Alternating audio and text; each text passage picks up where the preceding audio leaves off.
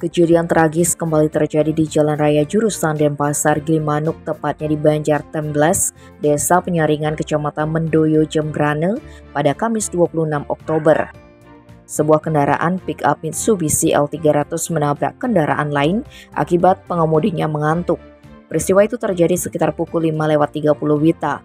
Dari informasi yang diperoleh, pick-up L300 yang dikemudikan Imade Sugiartaye, 50 tahun, warga desa Tuwet Melaya, tengah melintas dari arah Gilimanuk menuju Denpasar.